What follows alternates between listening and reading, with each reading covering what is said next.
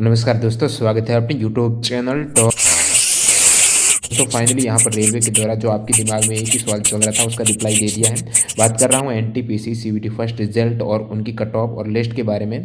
तो यहाँ पर जो सभी स्टूडेंट की कंसर्न था कि जो स्टूडेंट पास किए गए हैं, यानी जो सीबीटी फर्स्ट एग्जाम्स में लेवल वाइज यहाँ पर कर दिए गए हैं, यानी एक स्टूडेंट का काफ़ी लेवल में सिलेक्शन हो चुका है, जिससे 20 गुना की बजाय कम कैंडिडेट सेलेक्ट हुए। तो इस पर रेलवे ने ऑफिशियली क्या रिप्लाई दिया जो आप देख सकते हो। ये अभी नोटिस डाला गया है, railway clarification on NTPC CBT first result है। तो ये एक पूरी इन्होंने बता दिया है। तो मैं एक एक करके सारा पॉइंट आपके कवर करने वाला हूँ, क्या यहाँ पर रेलवे के द्वारा रिप्लाई दिया गया है। और वीडियो कंटिन्यू करें, ये सारा स्पष्ट करें। चलिए यहाँ पर देख लेते हैं रेलवे ने क्या नोटिस डाला है।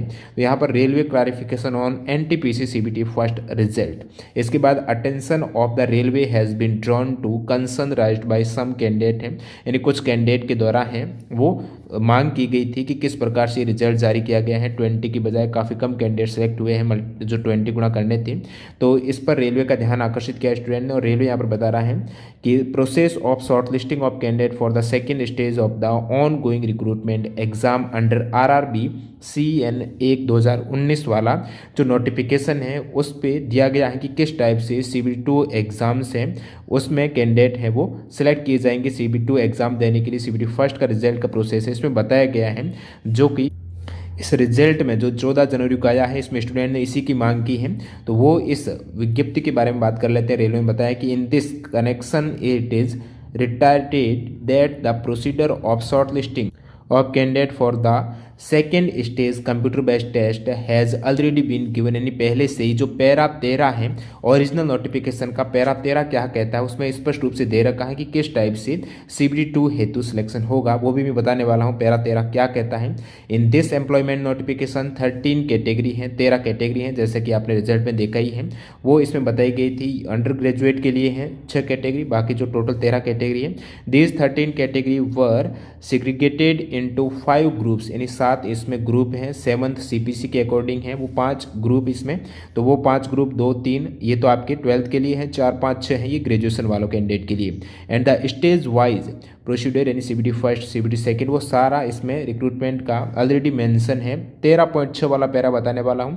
तो ये पैरा देख लेते हैं। पैरा 13 क्या कहता है, जिसमें रेलवे बता रहा है कि पहले से ही विज्ञप्ति में दिए अनुसार ही रिजल्ट जारी किया गया है।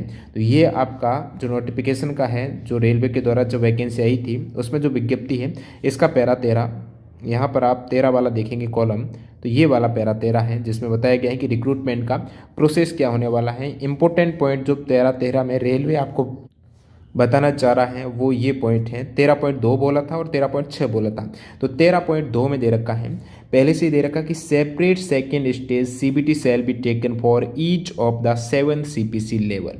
जैसे कि काफ़ी स्टूडेंट का लेवल 2 में, 3 में, 4 में, 5 6 इनमें हुआ है सिलेक्शन, तो इनका अलग से CBT सेकेंड एग्जाम होगा। ये रेलवे ने पहले से ही विज्ञप्ति में स्पष्ट कर सका है, इसीलिए रिजल्ट हैं वो लेवल वाइज हैं वो दिया गया है। और जिसमें बहुत से कैंडिडेट हैं उनका सेम लेवल, अलग अलग लेवल में सिलेक्शन हो गया है एक ही कैंडिडेट का, जिसके कारण 20 गुना नहीं हो पा रहे, उसके बारे में रेलवे बता रहा है। ठीक है, तो इसमें पहले से बताया गया है कि लेवल वाइज आपका एग्जाम होने वाला CBT2 का। तो रेलवे को लेवल वाइज यहाँ पर रिजल्ट देना था पहले से विज्ञप्ति के according.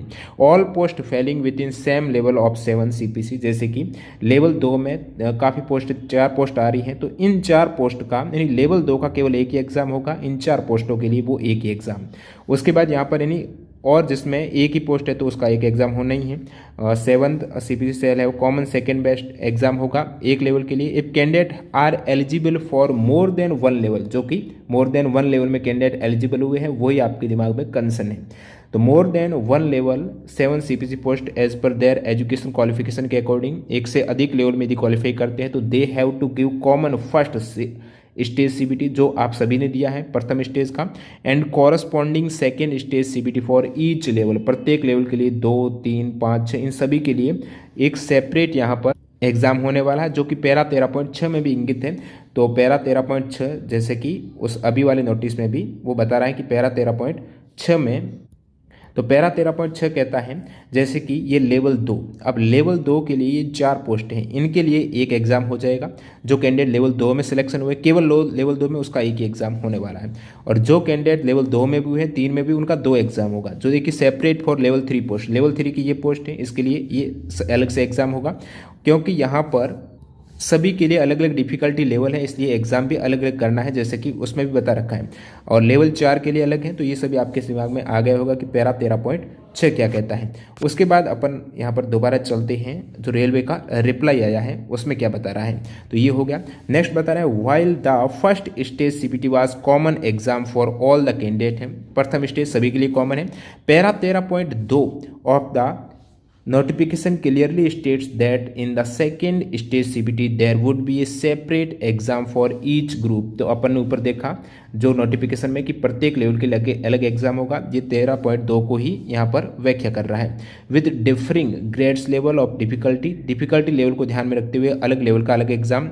Accordingly all post falling within same level, ये दोबारा वही बता रहा है। Therefore if a candidate is eligible and has opted for more than 1 level है, एक से अधिक लेवल उन्होंने ऑप्ट किया है, तो वो एक से अधिक परीक्षा है, अलग परीक्षा होगी 13.6 में, जैसा कि बता रखा है, यही बता रहा है। नेक्स्ट यहाँ पर जो 20 गुना वाला आपका कंसर्न था, इसके बारे में रेलवे क्या बता रहा है। It is also brought to the attention of candidate that as per provisions हैं, तो स्टूडेंट को स्पष्ट रूप से बताते हुए रेलवे कहना चाह रहा है as per provisions the number of candidates to be called for NTPC second stage exam is only 10 time, यानी पहले 10 टाइम था, बाद में रेलवे ने यहाँ पर इंक्रीज किया है।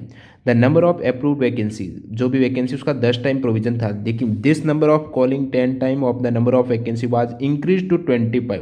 रेलवे ने पहले जो 10 गुना था उसका NTPC CBT फर्स्ट में जो कैंडिडेट है वो 20 टाइम क्या है, स्टूडेंट की यहाँ पर इंटरेस्ट को ध्यान में रखते हुए ये पहले ही विज्ञप्ति में किया, ऐसा रेलवे बता रहे हैं कि पहले 10 गुना का प्रावधान था, जो कि ऑलरेडी विज्ञप्ति में 20 टाइम कर दिया गया है।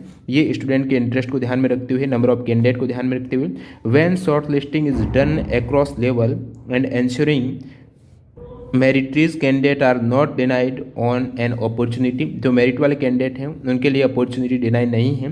Hence to cover a responsible number of candidate for second stage CBT the number of candidate to be short listed has been kept at 20 time the community wise vacancy, यानी 20 गुना candidate हैं वो आपके level wise यहाँ पर railway ने select किए हैं, क्योंकि प्रत्येक लेवल की डिफिकल्टी को ध्यान में रखते हुए अलग अलग लेवल का एग्जाम्स है वो अलग अलग होने वाला है। और रेलवे ये भी बता रहा है कि भले ही एक कैंडिडेट अलग अलग लेवल में सिलेक्शन हुआ है, लेकिन फाइनल सिलेक्शन में एक पोस्ट के लिए एक कैंडिडेट का ही सिलेक्शन होने वाला है, तो इसलिए कोई सवाल ही खड़ा नहीं होता, ऐसे रेलवे के द्वारा ये रिप्लाई दी गई है। तो दोस्तों जैसा कि विज्ञप्ति में स्पष्ट रूप से बता रखा है कि अलग अलग लेवल के लिए अलग अलग एग्जाम होगा, सो रेलवे ने यहाँ पर अलग अलग लेवल के लिए अलग अलग कैंडिडेट सेलेक्ट किए हैं। और फिर ये भी विज्ञप्ति में दे रखा था कि भले ही एक कैंडिडेट अलग अलग लेवल के लिए यदि एलिजिबल है तो उनका सभी लेवल में होगा।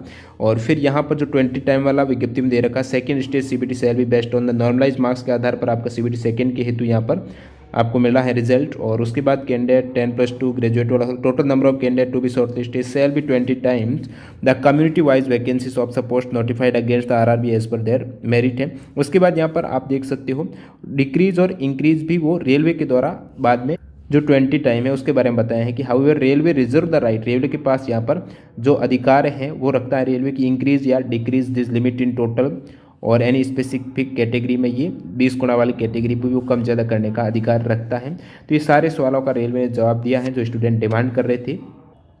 दोस्तों वैसे देखा जाए कि विज्ञप्ति के अकॉर्डिंग रेलवे ने यहाँ पर जो क्लैरिफिकेशन दे दिया है वो तो सही है, लेकिन कहीं न कहीं स्टूडेंट के साथ जो अन्याय हुआ है वो एक ही स्टूडेंट का कई लेवल में सिलेक्शन हो गया है, जो कि विज्ञप्ति के अकॉर्डिंग सही, क्योंकि अलग अलग जब पेपर होने ही वाला है, यानी सभी लेवल का अलग अलग पेपर होगा, तो किसी भी कैंडिडेट रेलवे कैसे केवल एक ही लेवल के लिए सिलेक्ट कर दें। बाकी दोस्तों ये प्रोसेस थोड़ा बहुत कॉम्प्लेक्स हो रहा है, आपको समझने में प्रॉब्लम आ सकती है। और कोई भी स्टूडेंट इसके बारे में अपनी टिप्पणी देना चाहता है तो कमेंट बॉक्स आपके लिए खुला है, वो कमेंट करके आप ज़रूर बताएं। बाकी जल्दी आपका स्कोर कार्ड है, यानी वो आपको वेबसाइट पर मैंने टेलीग्राम पर डाला है, वो अपडेट कर दिया जाएगा, तो वहाँ से आप अपना नॉर्मलाइज या फिर रो स्कोर है वो चेक कर सकते हो। वीडियो पूरा देखने के लिए आपका बहुत बहुत धन्यवाद। मिलते हैं ऐसे किसी नए अपडेट के साथ। वंदे मातरम, जय हिंद दोस्तों।